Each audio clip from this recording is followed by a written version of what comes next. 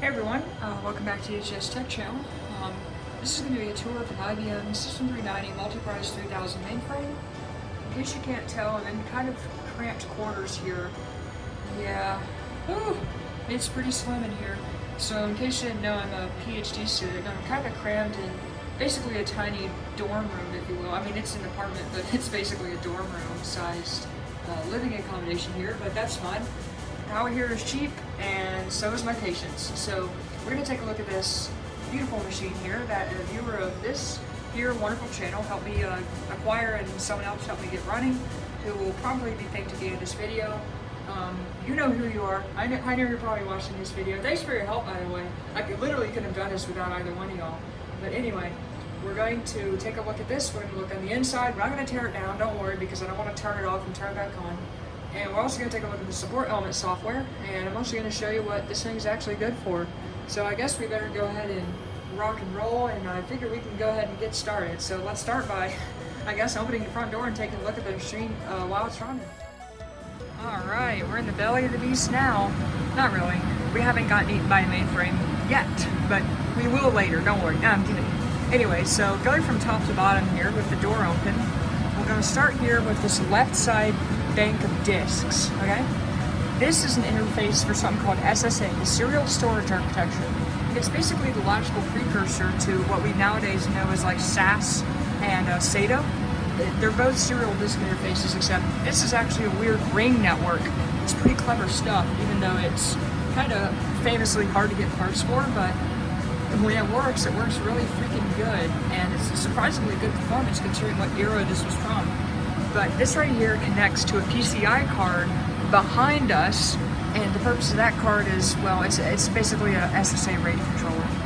And here's the disks in the array. You can see there's some jumpers there, and then there's the last two down at the bottom.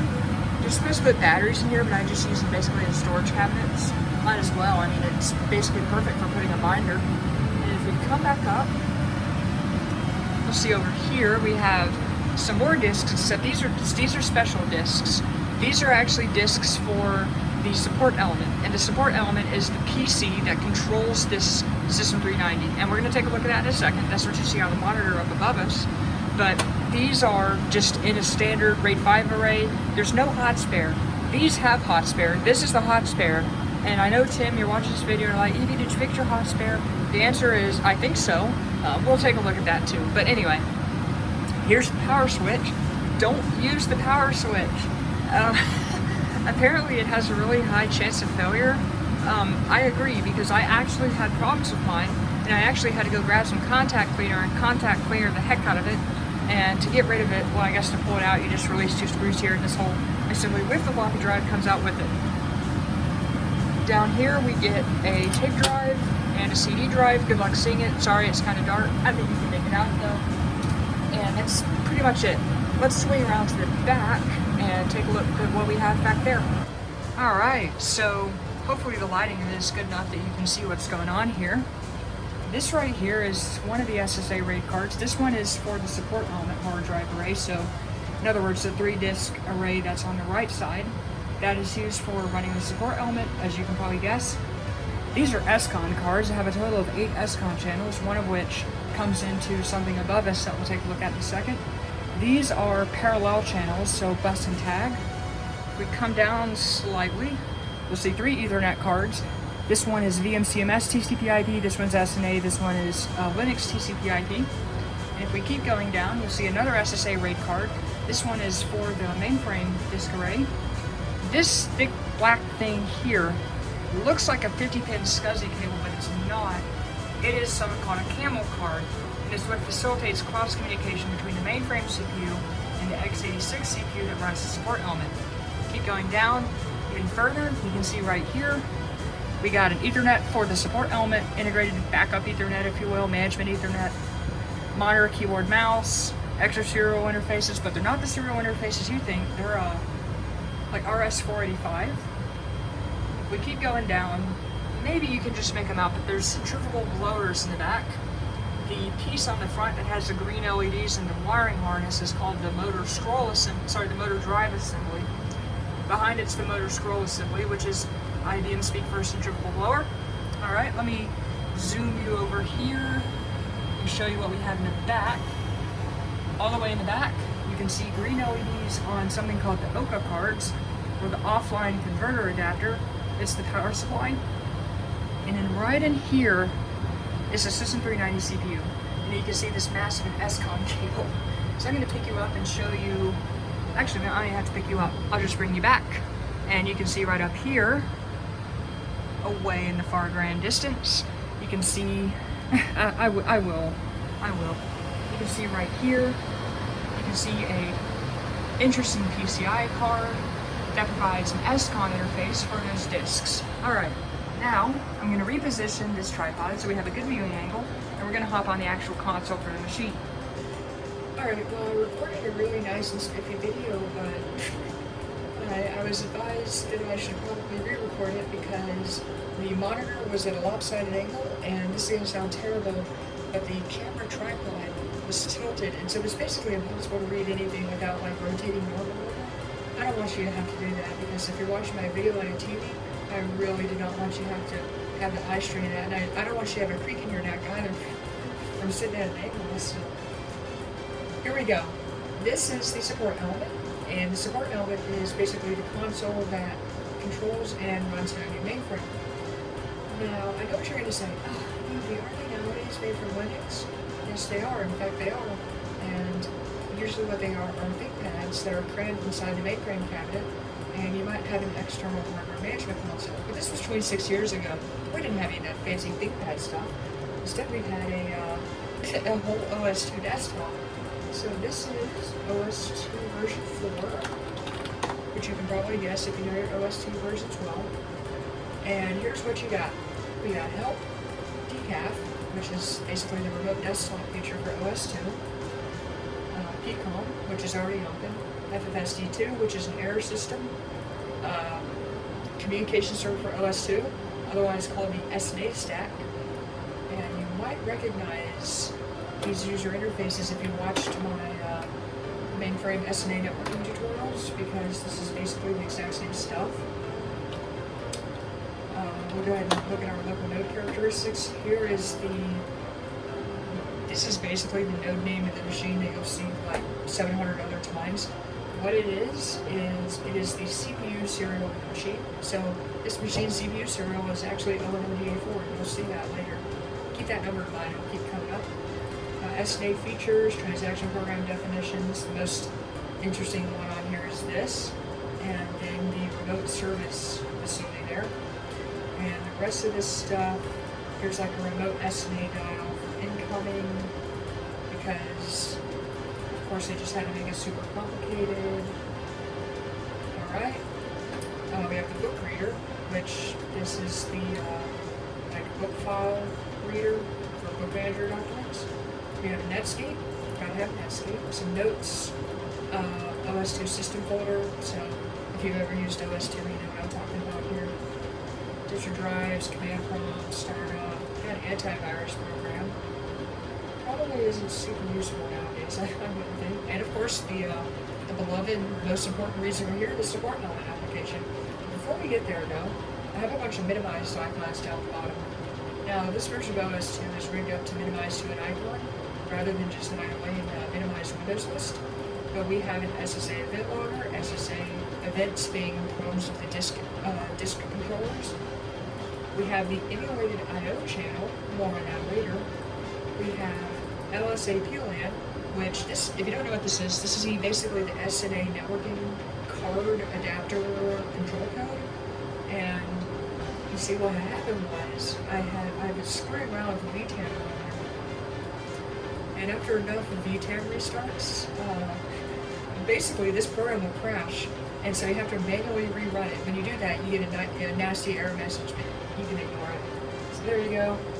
We're all working there. This right here is just a command prompt that's running another program, which we'll look at in a second. I have two 3270 sessions. Here's one of them that's running the VM real-time monitor program on IBM. And here's the decaf target system. I'm listening on NetBIOS, AppC. I don't know why TCP/IP wouldn't start.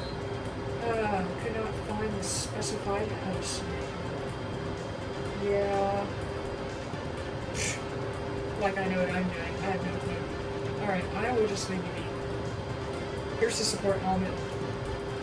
This is a 3215 console, which I don't actually have because I thought VM could use a 3215, and of course I didn't even think this thing, oh right, yeah, doesn't. Here's the spare terminal showing the logon screen, and here is the 3172 SNA communications monitor. Now, I'm sure you probably have a question, what was 3172? Please tell me. 3172 is the successor to the IBM, I think, 8228 or something, or 8238 or something like that. That was an OS2 PC with a channel card and then an Ethernet or token ring, or possible both, or possibly several of those cards. And it ran a program that provided LAN access onto a network. And the SNA control code on here supports both LAN adapters and SDLC lines. Remember how SNA over Ethernet works. What it fundamentally is X25 emulated over Ethernet. Okay, it's pretty interesting stuff. And of course, SDLC is just like a more primitive version of that. So that's what that does. But let's go ahead and rock and roll on the support element here, because this is what you all came for. So, well, right now it's shrunk, so make it big. And this is a really, really weird user interface. I actually find it pretty clever, but nowadays I think it's completely different. Well, I think it's much better, but it is completely different nowadays. But this is cool. This is like a puzzle almost.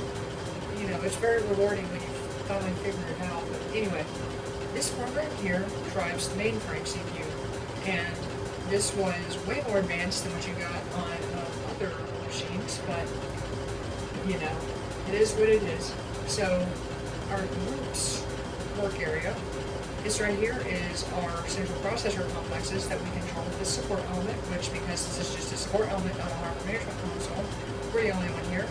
I can right click this and I can view my actual processors, and I can also view my I/O channels. So remember that orange SCON cable going from this drive array just beneath the monitor to the mainframe cabinet? Here you go. Channel path ID 5 is an SCON connection.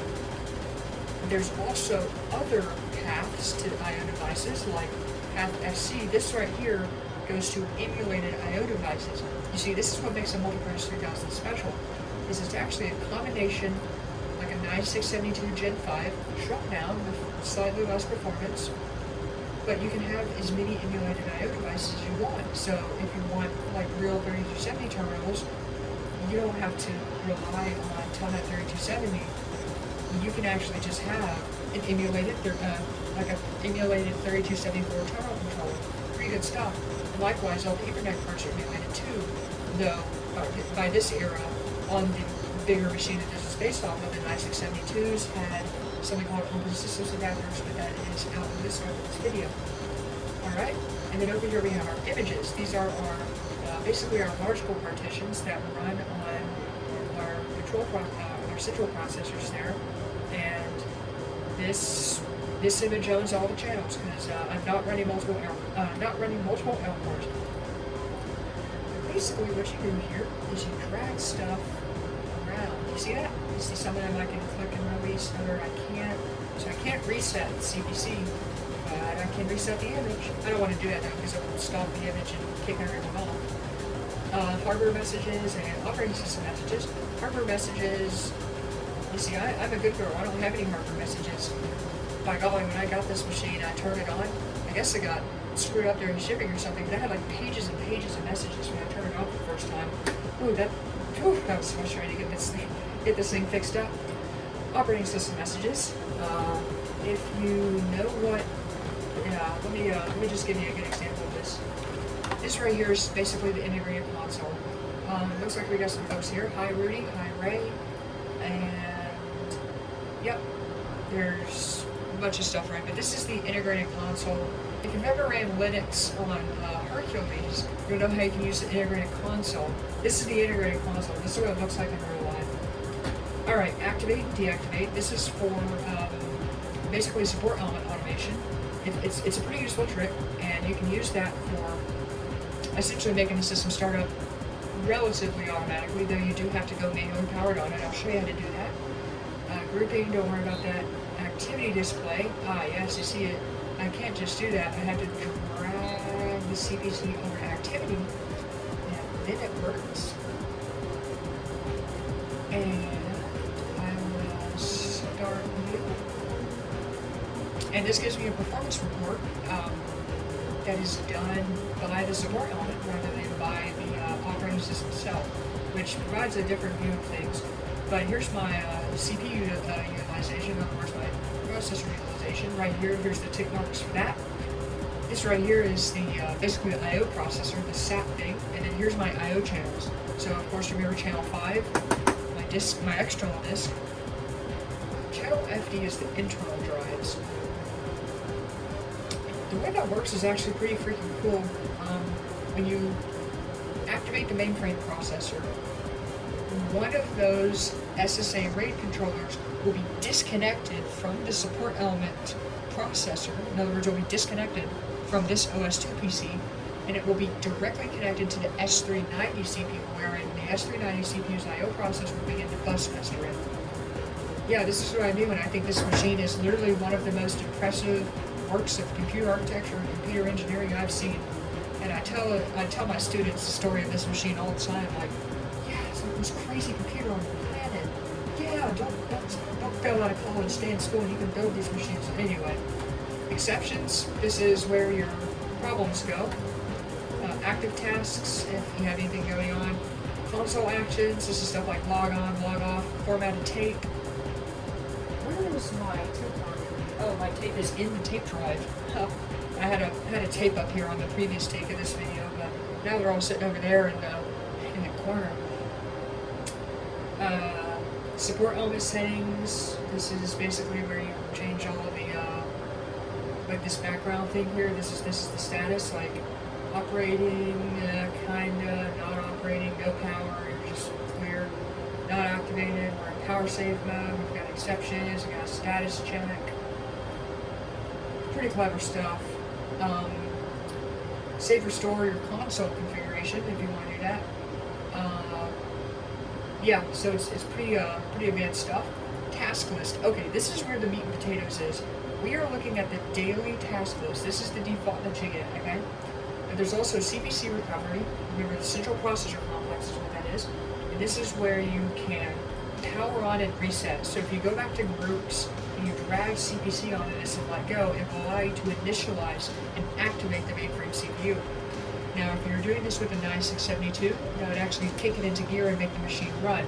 On this particular machine, it's basically the exact same thing, except it also starts the emulated I/O devices, so you may be able to use those.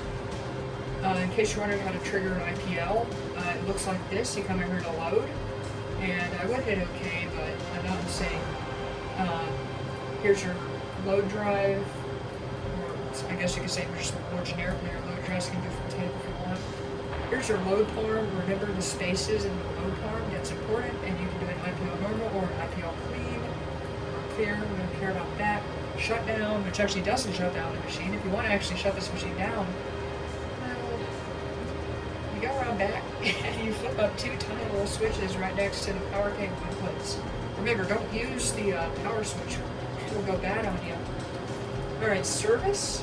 Now, I am currently logged in as not the God user, so let me do this and log into service and serve this. And now I have more icons at my disposal here, so I can examine the disk array, which is here. No, that's not what I wanted. See, look at my muscle memory going off the rails here. Right, yeah, no, it's under CPC customization. I just came here so many times and it's burned in my head. I'm trying to fix that darn hot spare. Anyway, this will allow you to basically do a VPD update, PMI card. This is basically the CPU. This will allow you to upgrade and or replace and or configure the crypto processor, stuff like that. Or you can upgrade it. In other words, unlock its features. View service history. I don't know if this thing has any recorded service. Let us examine. Oh yeah. Oh wow. Yeah, no, this is just every error that I've had. You can see I have only thing I've had, this is gonna sound so bad, I've been cooking a lot lately, and every time I cook, I'm running like 3 ovens at the same time, and so it throws the breaker in the living room, and because this thing has 2 power supplies, the living room is my backup power supply, so every time that breaks, here you go. Oh yeah, license control code problem. Every now and then when I load up ZVM on here, there's like a non-zero chance that it just like freaks the processor out. It's so weird. I don't know what's going on. I don't understand what's going on here. Anyway, yeah, so that's that menu there. Change management. This allows you to essentially manipulate, modifying the, I guess you could call it the microcode for various things. You can do this to upgrade the CPU microcode, think of it like that. Okay, CPC remote customization. This allows us to remotely configure the system. Operational customization. This allows us to do things like look at our memory allocation. So here's this beautiful pie chart, which by the way is absolutely delectable when you scroll. It changes size for some reason. You see this dialog right when you do IPL, because when you IPL the machine, you are given a dialog that shows you what I/O definition file you want to use, basically I/O configuration data set that has all the devices. And we're going to look at one of those in a minute. And this right here will pop up, and there's an option down here to allocate memory. So we have 2 gigs of actual like RAM in this machine. 1920 megs of that is central storage. In other words, your like main size. I don't have any expanded storage. Now, if I had the next, actually, I guess it would be the biggest machine of this model, the Multiprice 3000 model H70, has 4 gigs of RAM, and so if you want to run that single image, you would have 2 gigs of main size and 2 gigs of expanded size. No need for that though. Cache size, 128 megs. You can trade that off and you can get some really fast performance because now you're caching all of the results of CCWs. It's pretty interesting. And then the hardware system area. This is basically the RAM used up by the I/O controller. Alright, that's enough of that. System activity profiles. This is where you configure that performance monitor thing. Really useful stuff there. CPC configuration. We're going to come back to this one. CP toolbox. Okay, this is beautiful. From here, I can trigger an external interrupt, which, I mean, if you have like an old System 370 with like those big giant, you know, really fancy blinking lights panels, there's a button you can push on that to generate this interrupt, which if I do that, the answer's going to be like, what's going on? So we won't do that. Trace allows you to form an I/O device trace, load S390 memory. I mean, it's exactly what it sounds like. It allows you to load the memory with a RAM dump, and you can also dump it too if you want. You can basically hibernate your mainframe if you know what you're doing. I'm dead serious. You can do some pretty clever stuff with this. Displayer alter. Okay, this is like your blink the lights front panel, but you know, year 1999. The CPU is running, so I'm not going to do this because I have logged on users and they're probably doing something. But someday, if there's enough demand, I will make a video that will show you what's on the other side of this displayer alter dialog. It's really cool. While the CPU is stopped, you can access any of the registers, any of the access registers, any of the FQ registers. You can just screw with the PSW, which, I mean, you can actually do with the store status function here. And you can access anywhere in real memory or virtual memory. You can assemble and disassemble. It's pretty cool. It's really, it just goes to further my theory that, like, if these machines were made, like, tons and tons of these machines made, I am legitimately of the opinion that they would be the ultimate teaching computer. Or, you know, I could just figure out how to get the support on it. I'm going to shut my mouth. Anyway, channel path ID operations. This allows you to turn a channel on or off, like maybe you want to do that for some reason. You can also reassign a channel path. So if you have a multi-path link to like a disk drive array or whatever, and, you know, your dumb silly kitty girl goes and accidentally eats your, one of your fiber cables going to your drive array, reassign that channel path. Easy as. Alright, CPC configuration. This is where it gets interesting, and this is where I hope you have some prior mainframe knowledge. If you don't, that's fine. I'm about to teach you everything you know. Otherwise, it's going to be really boring, but very information-dense. So, let me know if I confuse anyone, and I will try my best to explain this in any emails or comments that you leave me. So, model conversion allows us to upgrade this machine from one model class to another, transmit the VPD, like send your crap to IBM. And the frame layout, we only have one frame, so nothing really we can do there. Internal disk subsystem configuration. Oops, sorry. Muscle memory gets the best of me. The internal disk subsystem here. Now, this internal disk subsystem is the #1 headache, and also the best thing about the MP3000. It is breakneck fast. Like, you have no idea how fast this thing is. And by the way, if you lose power mid-write, the writes will be buffered by this beautiful thing here. This is a busted one. It is an NVRAM card. You can see the battery on here. This one is dead, and if you look just carefully there, you see the corrosion?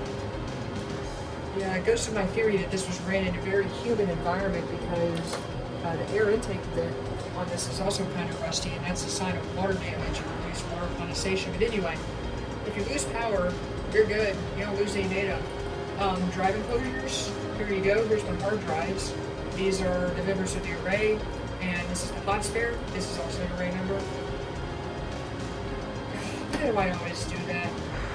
Sorry, I accidentally closed the dialog rather than hitting cancel, which is what you're supposed to do. Storage adapters, adapter 0. The disks are on node B for some reason, and there they are. We'll go back up here to the logical storage subsystem, and this is the storage array. So, for some reason, it says no hot spare drive is available, but the other SSA RAID configuration utility says that there is a hot spare available. I have no idea. It's some weird discrepancy, but either way, if the drive array crashes, I would have to shut down the machine and manually go tell the system to rebuild the array while the 390 CPU is not running, so that the OS2 SSA driver can tell it to rebuild. It's crazy stuff. Anyway, this right here is basically a view of the volumes that we have. These are all 3390s, mod 3s. So, VMRes, VMwork 1, VMwork 2, VMwork 3, VMspool, VMwork 4, VM aux, so like basically my ZVM 4.4 updates that stack on top of VM 2.4. We'll look at that later. I've got like a Frankenstein custom version of VM running on here. It just, someone would call me a VM whiz. I just call myself a silly girl who's too lazy to actually, properly update VM. But anyway, these are the core packs for VSE, and these are the core packs for my Linux image. They have other disks as well that are stored on this disk right below us. So,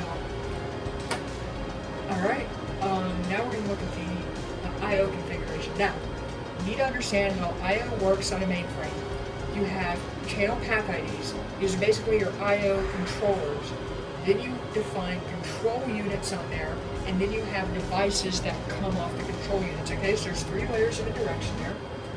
So let's go ahead and fire up our I/O CDS configuration. You can see I was in here earlier after doing an IPL. But we have an example LPAR, but I guess you could say it's a I/O CDS with LPARs. We have a basic LPAR that just has emulated I/O devices. We have a test one, and then a special one for diagnosis that's technically empty, but it's special. We wouldn't want to use that when you bring the system up. But I can actually open this and show you what the source code looks like. Now, if you're on a newer Z machine, iterating quickly through I/O-CDS changes is rather painful because of how awful the standalone I/O-CD program is nowadays. Back in the day, this used to be really freaking easy, and any errors in the file actually get deposited onto the file itself. So you see, here's a message that got deposited, and if I go down to the bottom and say, yay, no errors, I/O-CDS written, whereas easy as that. Emulated I/O. So these are our controller paths. Okay, so these are the interfaces in the mainframe that talk to control units and those internal devices. So channel path FC is EIO, and no, this doesn't mean EVIO. This means emulated I/O. Okay, and these are basically your emulated P390 devices. So in this case, your Ethernet cards, your tape drives, your network. I already said that. Your terminals, your printers, your consoles, stuff like that. FD is your bus mastering PCI Magic SSA RAID controller thing, in other words, the direct system device, otherwise called the internal disk array. And then these right here are our additional I/O channels. So we have everything from a few SCON channels to a few bus and tag channels. And then finally down here we start defining the control units. And this is associated with a device path and a unit address within this. Keep in mind these unit addresses are going to make sense when we go look at the emulated I/O configuration later, which is going to look awfully similar to you P390 owners out there. I really wish I had a P390. Not anymore though, sadly. I had access to one a few years ago, but I never owned one myself. But anyway, path right here maps to the control unit number, which maps to the unit address and the unit type. Okay, so if you're caught up in your mainframe or you know 3088 is pretty much a mainframe networking interface of some kind. You can have a plain 3088 CTCA. We don't have any of that stuff here, but instead we have emulated network cores. So these two here, these first two are for TCP/IP. This one's for SNA, and then these next two are for TCP/IP, but they're dedicated to a Linux image that I have running on this machine. Here's our tape drives. The first one is a SuSE tape drive. It's a 3480. This is that 4mm DAT tape drive I keep bringing up. This 3420 is completely fake. I don't actually have a 3420 in here, and it's not a SuSE real drive. Instead, it is basically, you know those AWS tape files that you see with Hercules? Yeah, this is where they come from. Alright, unit record devices. I have a printer and I have like a console printer keyboard terminal with 3215. It doesn't do anything because I can't really use it, but you know, it's there. Our local terminals, so these are either defined as local terminals, as in they show up here, or they can be accessed over network by pulling up Telnet 3270 to the IP address of this thing's management interface port 7490. Alright, emulated disk drives. These are not actually attached. I use these as a staging area for loading up MVS ESA before I had this beautiful external disk drive array, which we'll look at it so quick. So we'll just skip straight to the real disks. Hold on a second, let me explain this. These emulated disks, by the way, these are P390 device managers that are accessing CKD-D disk images, okay?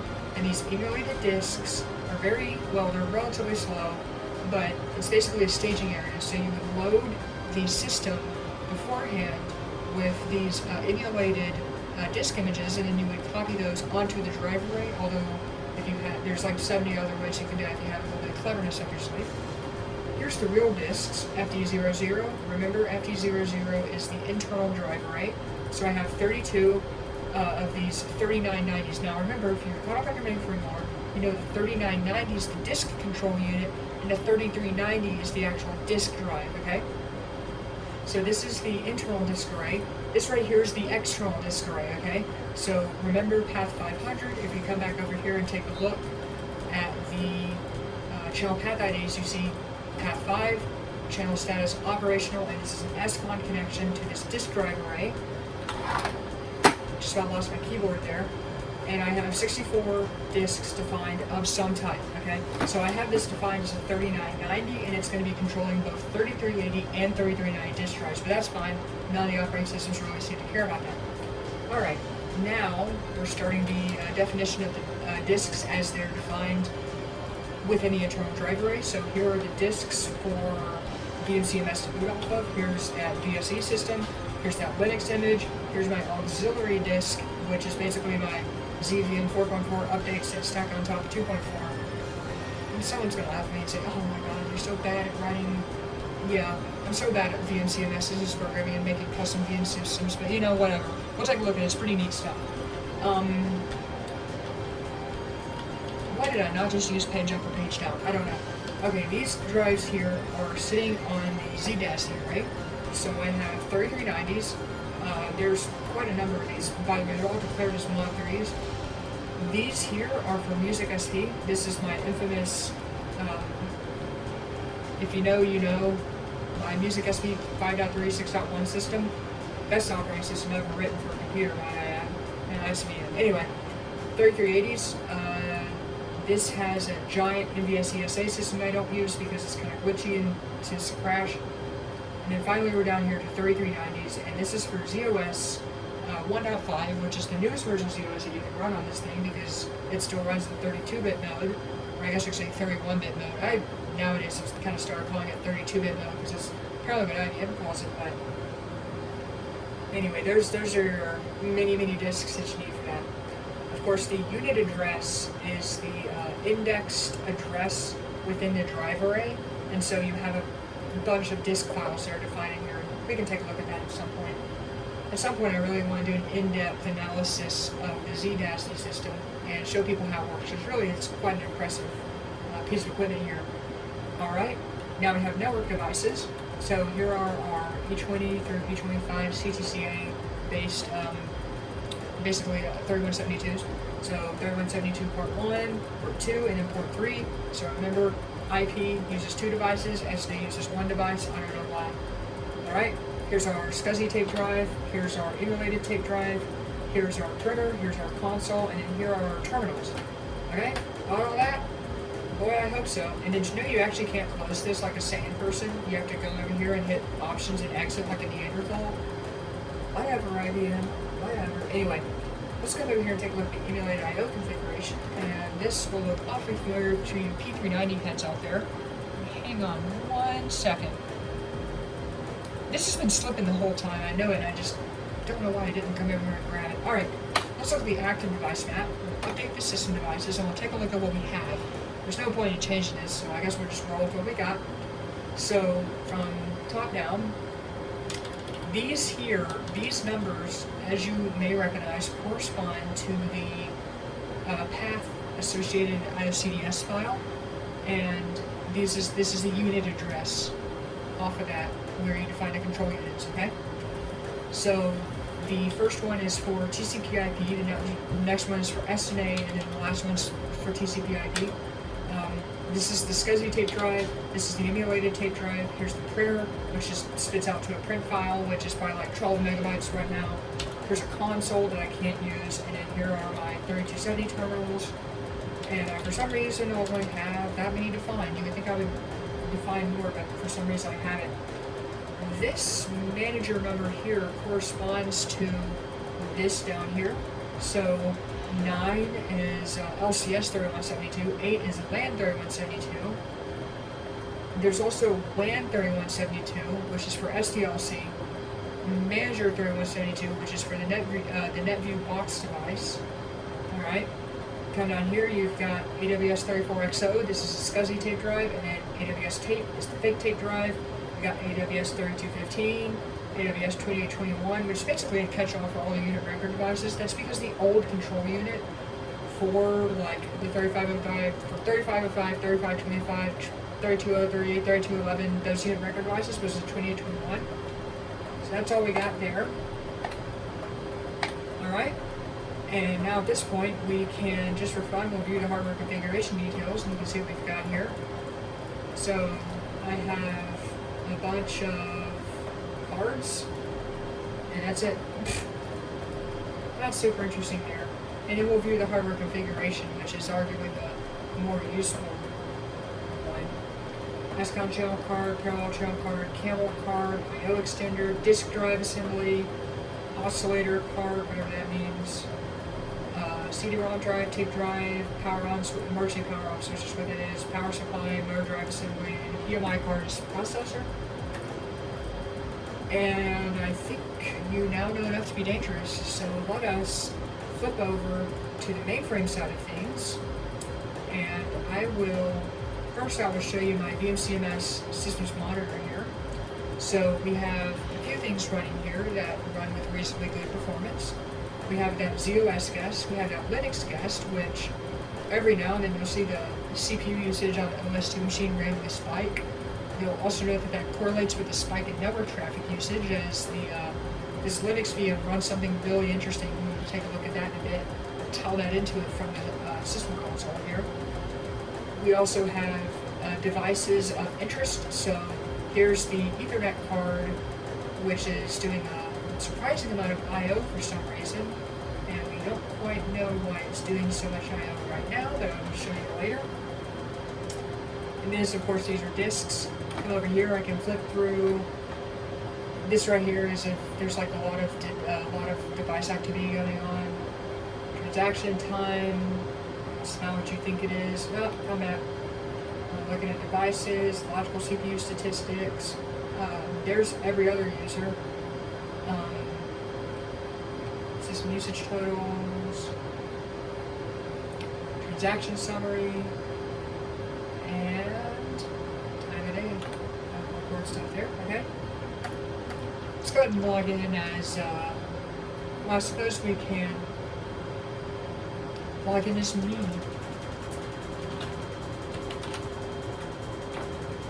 So you already saw this, technically you already saw this, but I have a music SD system, I have a VSE system, I have a Linux system, and I have a ZOS system. I had an NBSE SA system, but that's long gone. So we can actually pull up the system consoles and we can examine this stuff, but before we do that, let's just do a brief overview of the system. So I have a variety of Ethernet interfaces on this VNCMS TCP/IP stack. So here's the Ethernet card, and then the rest of these are point-to-point channel-to-channel interfaces. IUCV, this right here talks to another copy of the VM TCP/IP stack. We'll take a look at what that means and why that's necessary later.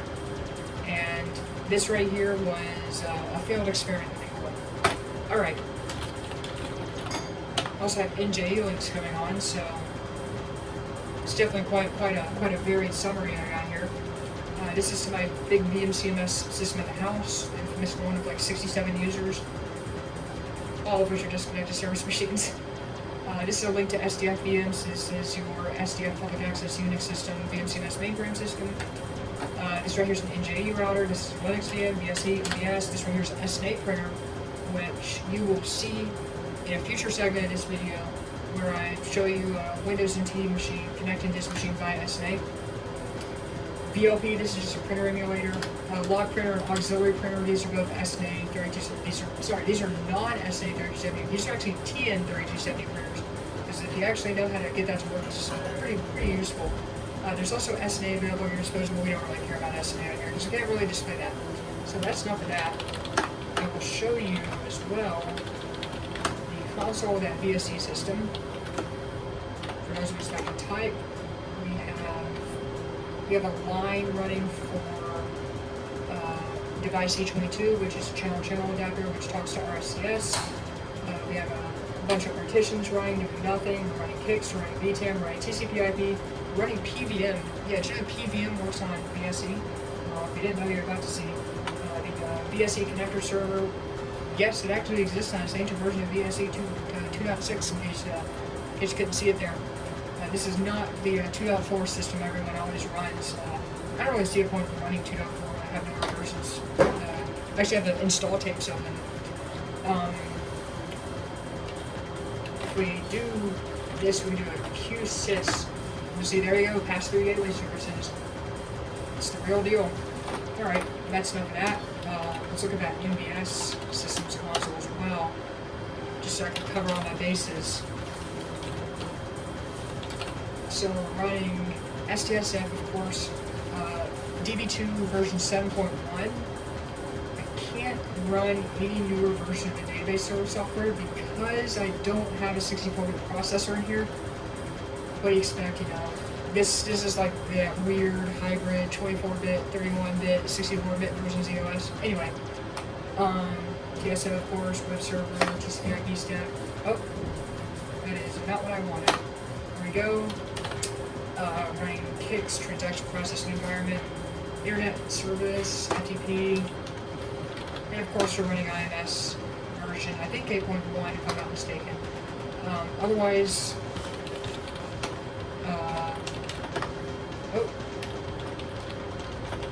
also have NJE, so they're active and a node name for the VMCMS system, and DTCP/IP, in, home, I think that's right. Yep, there we go, and there's the channel-channel adapter as it sits on the system, and we disconnect from that. From here, we can also run like the performance toolkit and other such useful system status recording programs. So I'm not going to run out here because I'm going to show that in a future segment of this video, which I've already recorded. But anyway, alright, I will go ahead and cut it here. This is everything you need to know about the support elements, system console, and all that good stuff. And now I will show you how to actually use this thing, what it was like as a user 26 years ago who was cursed with using this amazing but terrible computer. Ah yes, Windows NT. At least it's not OS 2. Alright, so now that we have some peace and quiet and I don't have to scream over the roar of a mighty computer and its various assistant machines, let us take a look at actually using this machine. So I did restart SNA, and there is a way to do that without rebooting the machine that I just discovered on the spot. Basically, you run lsamon to open up the 3172 SNA manager, then you go to shutdown SNA, and then you go to drive D and in the P39 directory, and then in there's like an LSA start program that you run. And when you do that, it brings up the SNA again, though it's going to yell and give you a nasty error message in the hardware event log. It's fine, ignore it, but it works. So, and there's no failures at all, because here I am working, and it wasn't working before, so looks like a win in my book. And here is a local LU, like an LU 0 to 3 3270 session. And okay, for those of us that can type, why can't I? What is going on here? Oh great, is this the 86 box keyboard glitch? I think this is the 86 box keyboard glitch. Alright, reset. Oh gosh. Disconnect. Connect. Gee whiz. Okay, there we go. Now we're actually typing in lowercase. Next time I'll just use a real computer. That was lazy. And I wanted y'all to be able to see it with good, like, video quality. But anyway, let us get us a benchmark running here. So let me queue up my VAX here.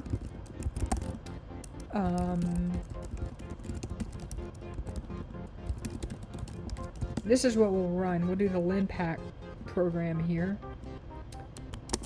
So I will do send slash, actually I can just do send at BMESAQ, or is it CPQ? I think it's Q EVVM. And so there's the NJE link from one of my mainframes to this mainframe here. This is the machine I'm querying is located remotely, because if I do this at EVVM, do a QSys, there you go. You'll see, there I am. Oh, by the way, EVVM is tied to SDFVM. So, yeah, you can email me on here, or you can submit to my tools system, because I have, well, I had tools running on here. I do now. Oops, I guess I never bought up tools. But anyway, if you know what tools is, good. If you don't, you have no idea what I'm talking about, don't worry about it. Just go on SDFVM, log in as a guest, type help tools, and you'll see a wild, wild world. Or watch my SDFVM video and I demonstrate tools. Okay. Now, let us restart a link, as one does, and let us send slash file to me, and we're going to submit that. Oop. I gotta reverse it. And that will transmit a file via NJE from my VAX to my mainframe. Alright. This should just... Uh-oh. Please don't be... Oh no, it did the thing. That's fine. Thanks to the magical program called NPVM, I can connect to a different mainframe. And I can send a file, linpack cwc at evvm. Okay, drop out of that. And this one I think should just work. Alright.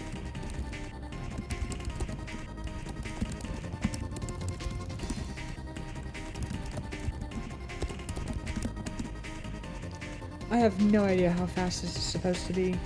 Probably slower than mud, but you know. I mean, it should at least be faster than the CPU on this virtual machine, which Well, I can't tell you. I didn't have a C compiler installed on here. Wow, I'm a real heretic. This is reasonably fast, but of course the mainframe CPU is always going to be faster for I/O. So I'm going to be honest with you. This is probably going to give me some flack, but I'm going to say it anyways. This is way faster than Hercules in terms of I/O when I'm talking about I/O latency. The turnaround time for executing disk operations on this machine is way better than what it is on Hercules. No further information is required or will be provided, but I gotta be honest, this mainframe may be 25 years old, but it's pretty freaking fast. Alright, so here's my LinPack results. If you want to run the program, just Google like LinPack C and GitHub, and it should come up somewhere on somebody's GitHub page, but for what it's worth, I think it's probably going to be yeah, okay. So it's faster than the VAX. This is SimH, by the way, running on a 4.3 gigahertz write. This is not a real VAX, this is an emulated VAX, for what it's worth. And this is running on a surprisingly fast Ryzen, so... Woo boy.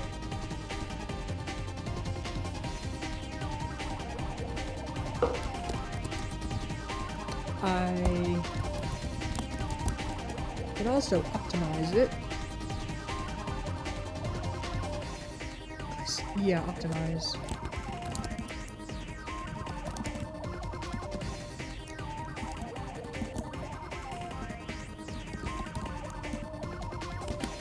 Optimize 1. Okay.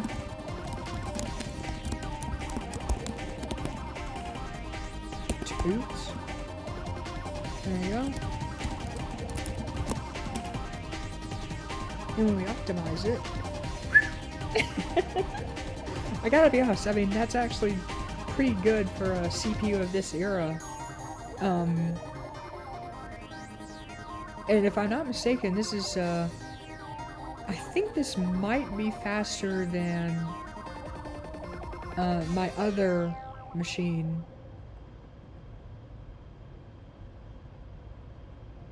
Oh well, I'm gonna go ahead and go on a limb and say yes, it is faster than the other mainframes that I have. So yeah, there you go. If you want a reasonably fast mainframe, can't go wrong with a multiprise. So that's how fast it is. There's also other crazy stuff that we can do with this, like, oh geez, I don't have any good web browsers on here, do I? Well, I have Internet Explorer. If I can even find it in the menu. My inability to read amazes me, doesn't it?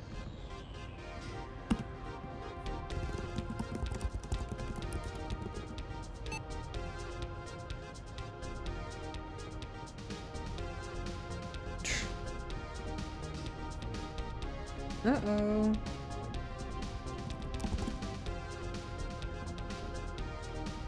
Let's start that up.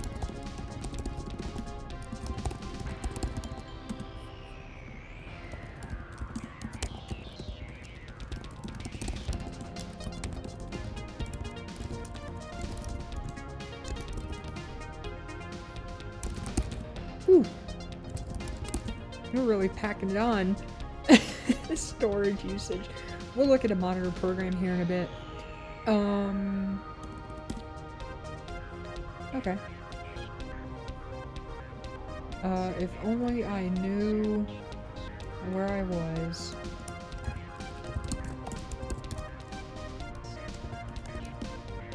Well.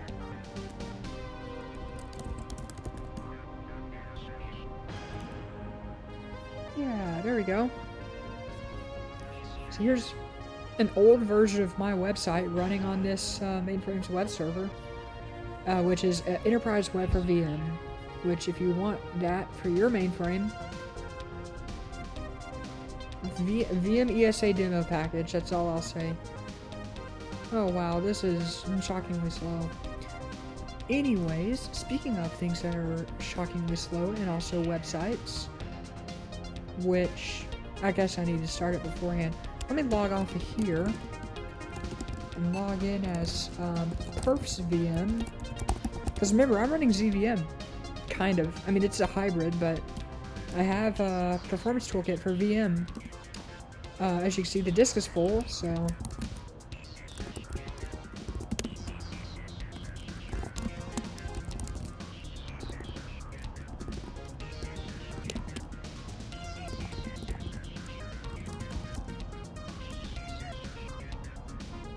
Wait a second. Probably doesn't help I'm running the wrong version of CMS for that. Oh well.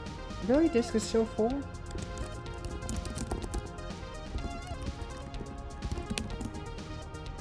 Wow. Can I not even type?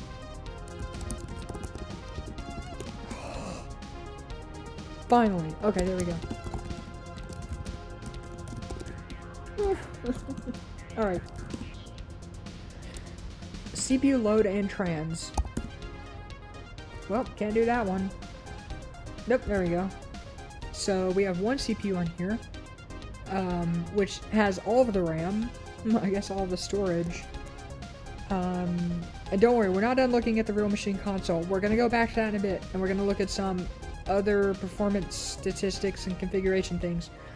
So we can come over here, and we can do IO a second, and percent memory usage. And we get this beautiful chart that slowly updates. But I can also come over here to port 81. I just realized this is going to be port fighting. No, it won't. Alright, web session setup. Oh my goodness. The odds of this working are slim to none. Let me just log in here.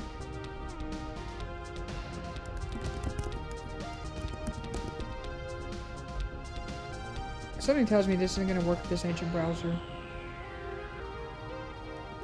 I seriously don't think it's going to work. And here I am not having a newer browser. That's fine. Oh, never mind. I stand corrected. Piece of crap. No offense to you, IBM, but this old version of fconmon/perfkit absolutely sucks. Whatever. TCP/IP data menu. You can see I have two TCP/IP servers running, one of which is dedicated to a music SP system. IO configuration. There you go. You can see the devices on channel path FC. So these are emulated devices. So here's like my emulated printer. Here's the terminals, tape drives. Here's the real DASD drives on FD. These drives here, these are on the ZDASD array. And then here are some Ethernet cards. And of course you can see the, I have a reader defined, but the device manager isn't running, but nonetheless it is there. Channel load. Storage utilization. Okay, so I said it has 2 gigs of RAM. I'm going to show you why that's not entirely true in a minute when I go back in there. But otherwise, looks like we're doing good here. I have no XStore defined. If you know what XStore is, it's basically your extended storage. So if I had like an H70, which would be amazing, but good luck finding a multi-price 2000 model H70. If I had an H70, it would have 4 gigs of RAM, and I could define 2 gigs of that as like main storage, and then another 2 gigs as expanded storage. And this is basically like high-speed page. It's basically bank switch paging RAM, is how VM uses that. And I think I'm gonna go ahead and take a look at the. Well, never mind. That's not super helpful. I think that's enough here. Let's quit out of this. Get out of this terrible program, and let's hop right back into my bedroom, which is really what that is, and take a look. Welcome to the epilogue of this video. I was going to cut the video earlier, but I decided to, I guess, throw a little bonus material here, especially for you non-mainframe folks out there, because I'm sure everyone who knows about mainframes will be mesmerized by this beautiful performance monitor program, but do you know it's even more mesmerizing than that to people who don't know anything about mainframes? Linux. I mean, obviously. I mean, what else are people gonna run up here?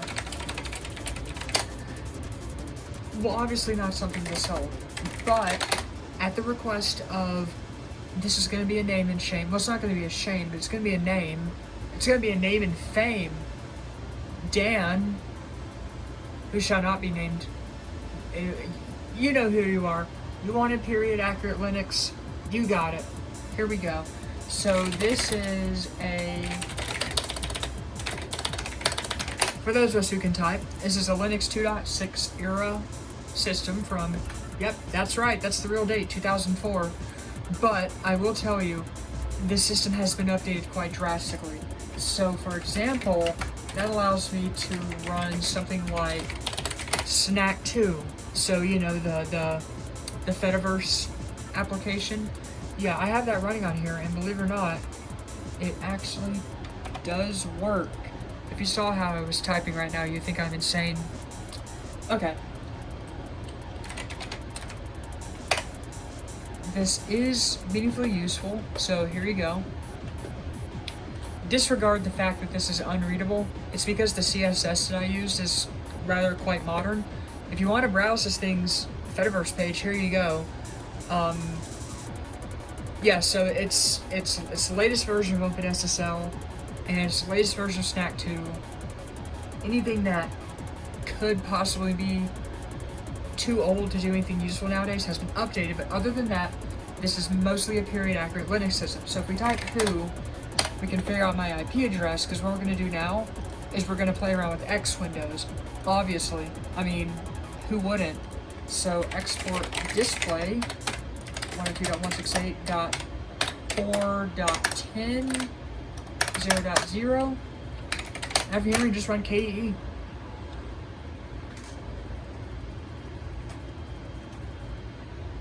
Also, this is like the first time I've used a version of KDE in probably 6 years, so this is like a fresh experience for me.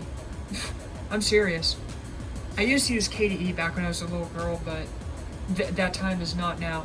I'm an old grandma now. Anyway, so obviously you're probably wondering, oh, well, where's the bar at? Well, we just gotta scroll in order to get to it, and there it is. So we have, obviously we have, it's probably Conqueror. We have a mail client, terminal program. Oh, it literally calls it its terminal program too. Here's a file manager, which is probably just Conqueror. Does KDE still have that bouncing thing? I don't know. Maybe it does, maybe it doesn't. I have not used Linux desktop in more years than I can imagine. Okay, so, yep, looks like Conqueror to me.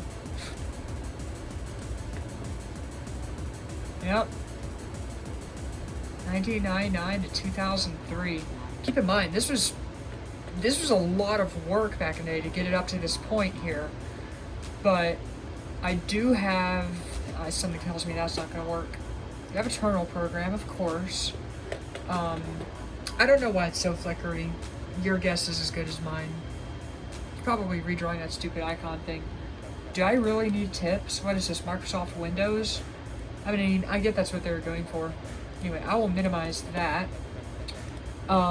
Also have, let's see, document viewer, audio player.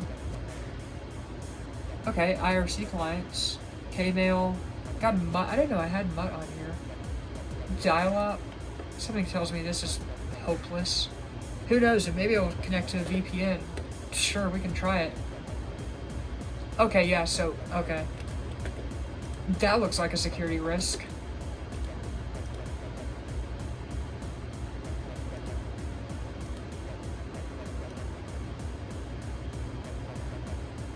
Interesting. Yeah, this is just straight dial-up. Speaking of weirdness, I don't know if I have it. I had to hit Control H for backspace for some reason.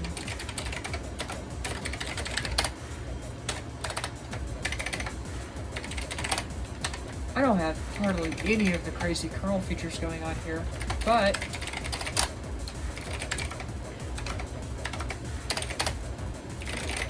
these are not owned by me, so let me become the user in which they're owned. I can modify the kernel if I want to.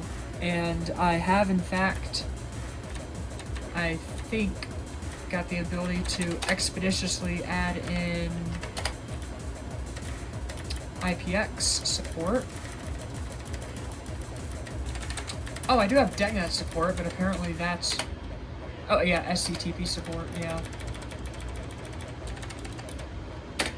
Full internal IPX network.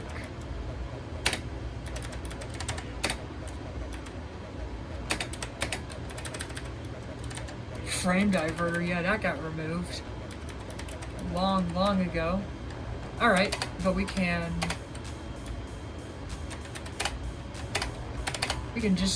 do this, and we can compile some kernel modules while we keep exploring. Because let me tell you, this is not exactly a super slow computer. Something tells me that it is basically done compiling already. It's probably an old cake and fig problem. Anyway, what else do we have here? We have help. Let me see how useful this is. I may not be getting much help. You know, sometimes you just have to help yourself. Can't find help, you gotta become the help. No, I will not make any jokes about being a Linux maid. Save your jokes for someone else.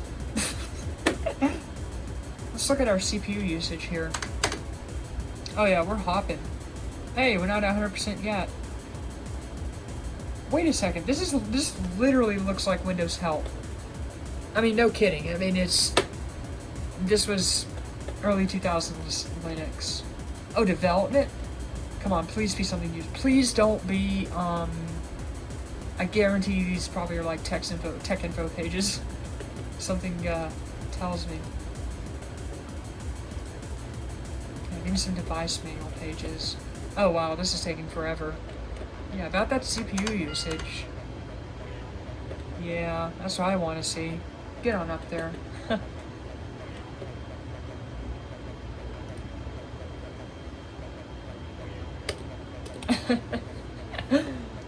Believe it or not, even though there's, wait a second. Oh, I just realized the worst thing ever. Oh my goodness. Okay, I've got to tell you a story. Listen carefully.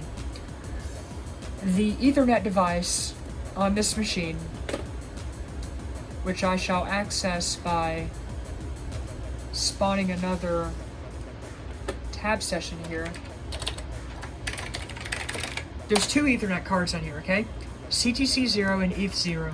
CTC0, I know you're going to say, Evie, did you lose a fingernail? The answer is yes. It's fine. I'm alive.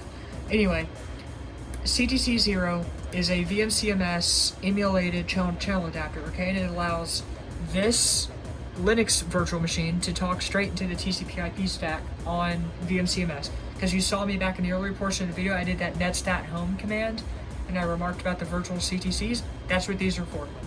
ETH0 is an actual LCS device, but if you try to do any protocol besides IPv6, mayhem ensues. Allow me to explain. The packets will come out completely misencapsulated, because what the 3172 LCS firmware does is it looks at the body of a packet and it says, hey, wait a minute, this looks like an IP frame. And it will chomp off what would normally be a 802.2 logical link control header, and it just replaces it with an Ethernet 2 header, okay? But if you try an IPv6 datagram, it doesn't recognize the protocol number 0800.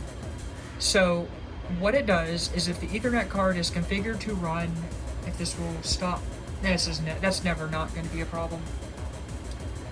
The Ethernet card, when configured for like Ethernet 2 encapsulation, because let's be real, who in the world is using any other, like, what are you going to do? Use freaking LLC encapsulation for Ethernet? Yeah, somehow I doubt that was ever used anywhere. But anyway, what it will try to do is if you're running the LCS card in Ethernet 2 encapsulation mode, if for whatever reason that card sees SNA frames, it's going to encapsulate SNA in Ethernet 2. And what that looks like is this. So you'll have an Ethernet 2 header, then you'll have an SNA over Ethernet header, and so basically the protocol here is SNA over Ethernet, and then this right here is just length equals, it basically just tells you what the length is. Then there's going to be an 802.2 DLC, and then finally there'll be the SNA payload. Now, if for whatever reason you decide to run IPv6, this is what you get.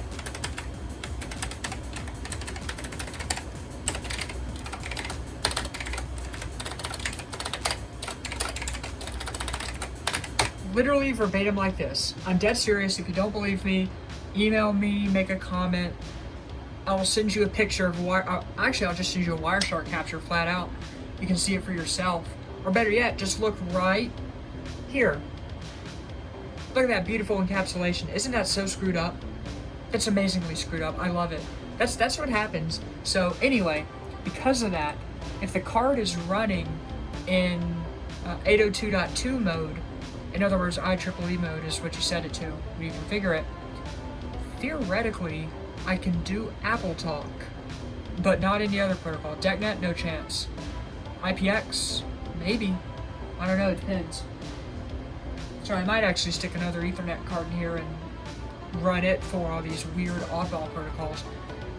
Yeah, I really wish I had a bigger System 390 that had OSA cards, but you know, you work with what you got. If anyone wants to hook me up, let me know. I'll be happy to take it.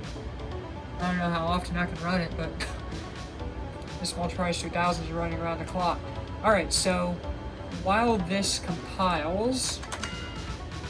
Okay, there we go. Finally, we're perking up at 100%. We will continue our exploration. Now, I do have Samba running on here, though I forgot to switch what Samba version I was running, so it's going to run a bit of an older version.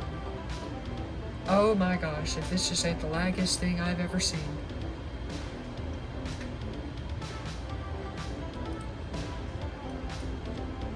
This right here talks to Samba for network browsing, so SLP is probably not going to work because we don't have working Apple Talk on here. But we do have working Samba, and remember that just uses normal IPv4 UDP packets, so this will work. You see, we got this beautiful BSD machine that we can't browse, and we also have this beautiful Linux machine that we also can't browse. And after this, I'll switch the version of Samba that's running to the good version. The new version, it actually supports like modern SMB features, but because of this, I can come over here and I can map a network drive.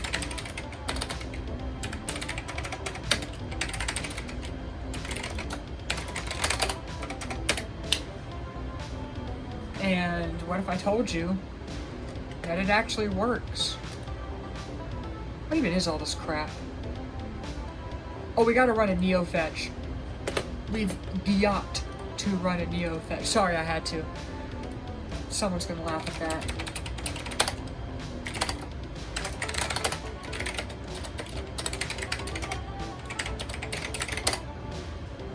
Oh, right. Alright, please work. Something tells me this is going to take 700 years.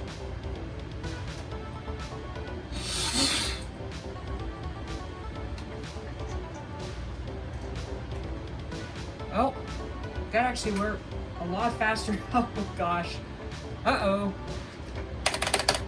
We went all hieroglyphic-y. That's fine. We'll ogle with that for 30 seconds. Okay, looks good. Well, this terminal's toast. Not bad, not bad. Also, interesting trivia for you.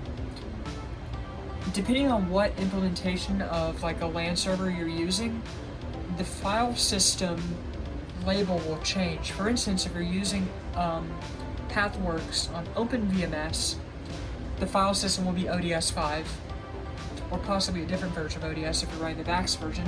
If you're running Digital Unix, it will say UFS, or possibly ADVFS. Or if you're running Advanced Server for Unixware or Open Server, it will say possibly VXFS, or it will say UFS if you're for some reason using that still, even though you have VXFS as an option. So really, all in all, this is shockingly quick. Actually, speaking of which, we can do a face-off. We know that this got like 57 kilo MIPS. It's running dry stone, so we can actually just run dry stone on this Pentium 2, believe it or not, made in the same year as this mainframe. So let us do that.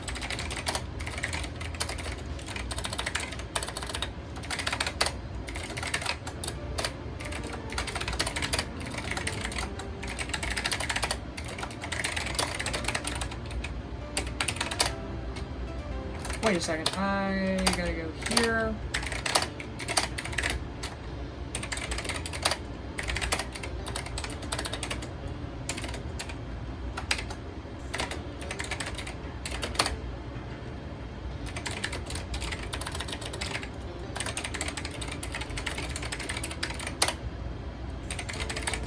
Let's see how we do. Oh my gosh, that sucks. Yeah, so the mainframe's a pretty good bit faster than this. I'd say it's about, well, not that much faster, but a decent bit faster. The mainframe CPU scored, I believe it was 57 kilo flops. What was that, 57 megaflops? Someone's gonna laugh me out for not being able to do that arithmetic in my head, and I agree. You should laugh me out if I can't do that arithmetic in my head. Anyway, so that's how fast this machine is. You do not want to know what a M3 MacBook Pro gets.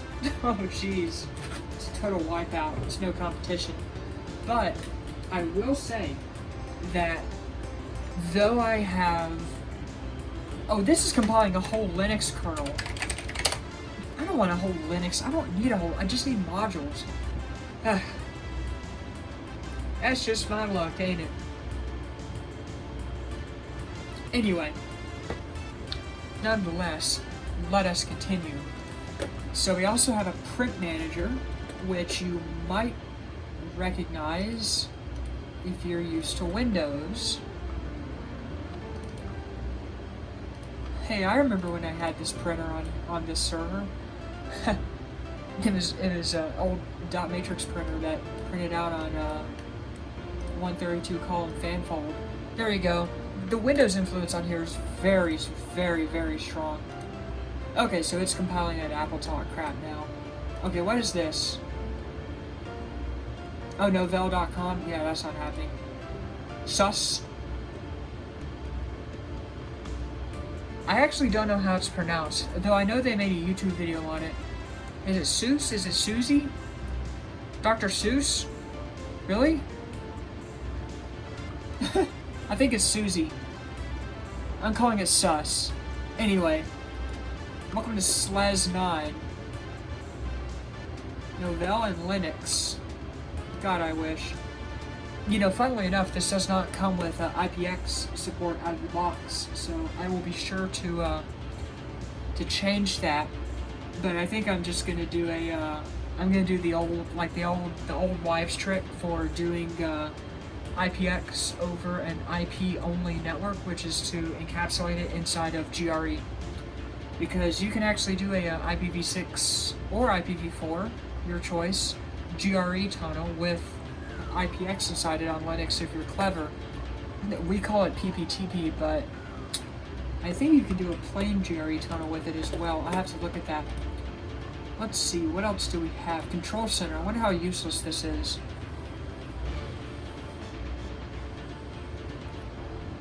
This is pegging the CPU of the X server, by the way. I would show you Xvision, but I've got to fix the licensing check on it. I just forgot to do it. Alright. Show me my hardware. Please, no jokes. I know what you're thinking.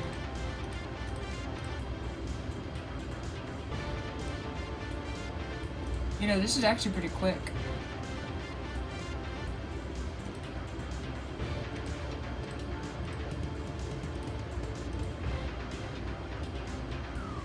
Yeah, I don't have XR bar. It'd be cool though. I would if I had Xvision. Sorry, I would if I had Xvision. Actually, as a matter of fact, you know, I could probably fix this problem on the spot. Let's fix the problem on the spot.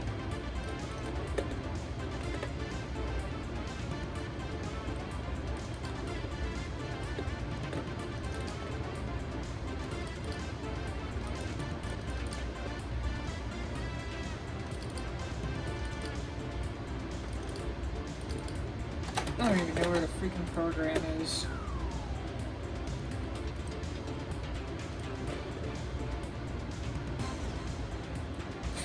Go figure, right?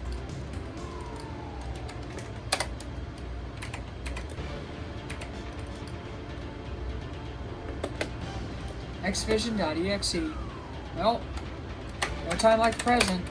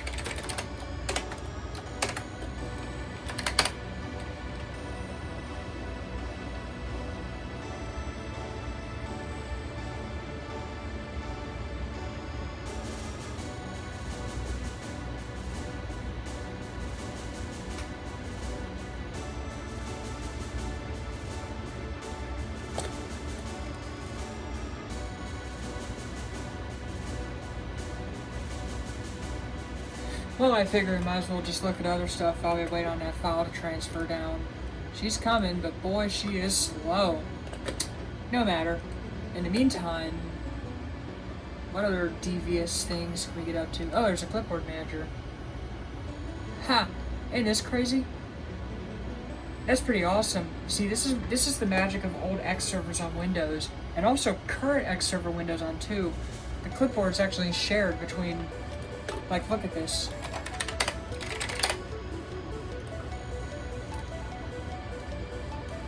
What is it, control? I guess you just have to do it like that. Boom, isn't that awesome? I think that's awesome. You can still do this, by the way. So, if the feature hasn't disappeared on us forever, finally! Okay, let us make Vision work for us.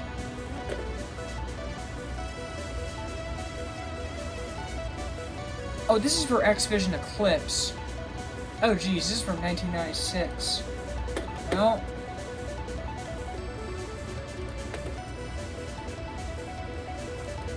I don't even know what version of Xvision this is.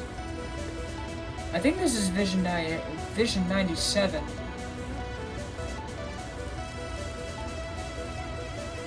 Well, sadly, the problem with this is if I try to run it, it's going to flip out because it can't allegedly get a license. It says the evaluation period has expired. I somehow don't believe that.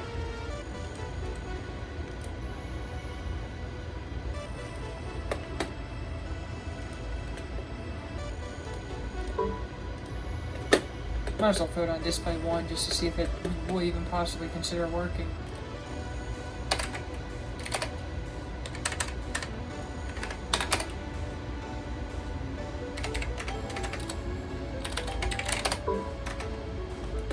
There you go.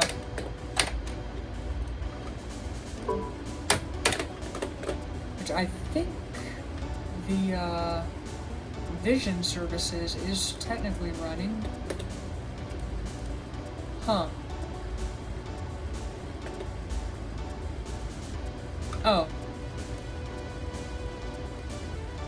No, that's not what I wanted. Take me back to last summer. 2024? Really? I don't even know what year it is. I wish it was October 2024. I was absolutely living it up. No, I wasn't. I was working on homework more than anyone should. Okay.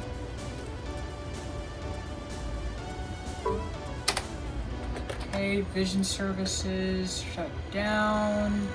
If this works, this X server will be a heck of a lot faster.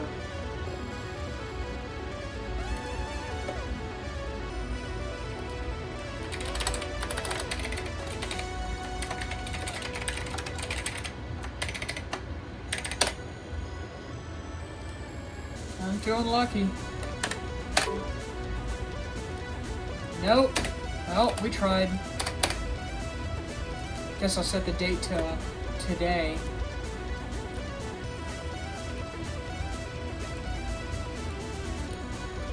Well, so much for that. But if you want the best old X server for old Windows, it's Xvision. It's easily Xvision. Alright, now at this point, okay, so it runs DepMod for us, so we should just be able to do stuff like Mainframe IPX. What?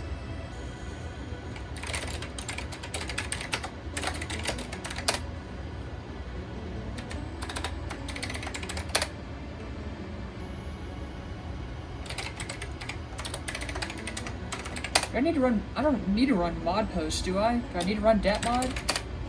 Maybe. Well, what? Unknown symbol and module. Is this a different kernel version?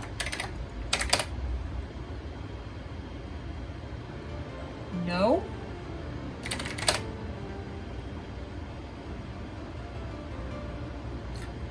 Make E2 client.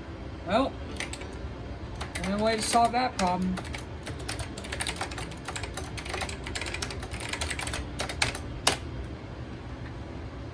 Please don't do this at home. Actually, hold on. PE2. Huh. Okay.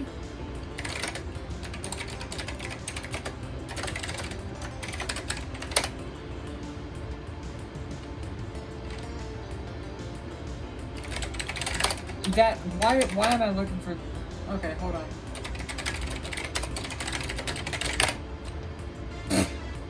Really, what am I doing? I don't know. Mod probe ATOP. For those of us who can type... Oh, come on.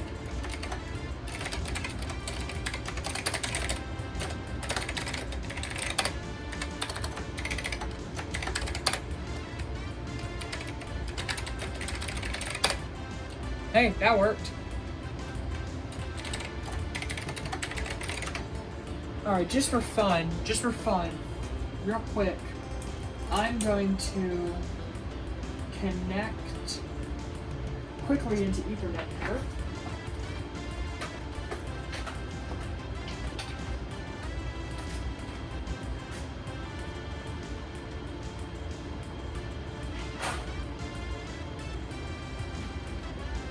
And I just realized I've broken my tab on my good Ethernet cable here. But that's not a problem. I just have to hold it in like a Neanderthal. Who am I kidding? Alright, let's do something stupid.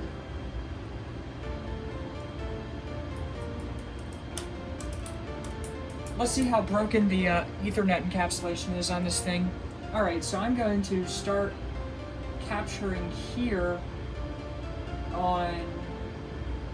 Oops, hold on. Hang on, I gotta set up a filter real quick.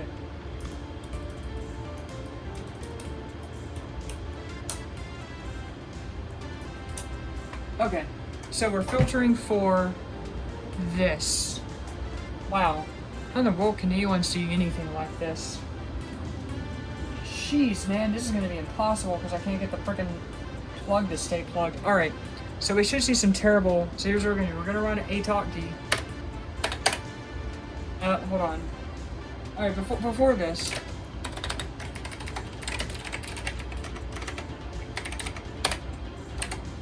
Okay, it's 0. Now, when this runs, crazy stuff's gonna happen. I don't know how well you can see this, but this is blasting out these AARP packets, but let me show you what it's doing. Mind the packet encapsulation. You see, it's the same thing that I warned you about. Ethernet 2, SNA over Ethernet. Yeah, it's a shame because this would actually work, but it doesn't. As a matter of fact, there's this resultant, the snap header is actually correct, but the outlying, I guess the underlying encapsulation header is not correct. So basically, there is no way to do this. Sorry, I know. I also got my hopes up there for a second, but in hindsight, what in the world was I thinking? Why in the world would that possibly work? Anyways, we do have other options. Obviously, there's a Cisco router that's, you probably saw in the background, that's constantly beaconing at it. So we have that as an option, but there you go. So no Apple Talk on your mainframe. Sorry, Macintosh users. Not that anyone needed it. Okay, I think that wraps this up. I think everyone's seen enough of that. I don't think we need any more help either. Oh yeah, let's run to X version of Yes, just for fun.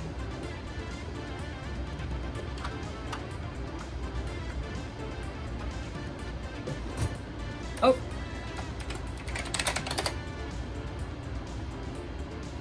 Oh, okay.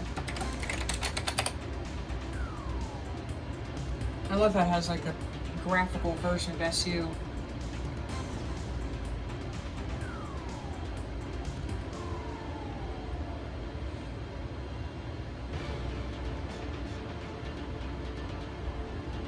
Okay, this is taking forever. Holy crap, I'm shocked PerfKit hasn't crashed. PerfKit's actually been crashing on me a lot lately on here.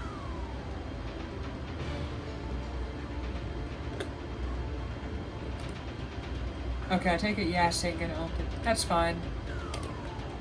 Neither will I.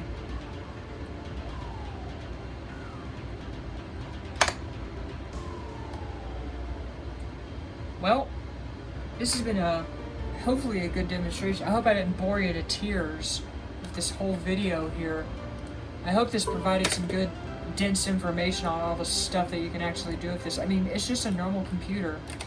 There's nothing tremendously, obviously special about it. Oh, jeez. Look at that.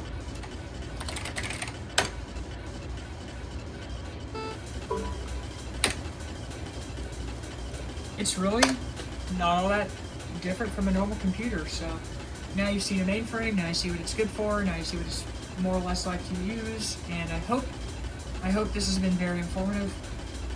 I have, at the behest of a very, very funny friend of mine, I have produced a special song to commemorate the ending of this video. I will make more videos in the future. Thanks for watching. Everyone have a good day. And also, please make sure that you thank the people whose names follow this. Goodbye, everyone. Bye. No, I'm not going to meow.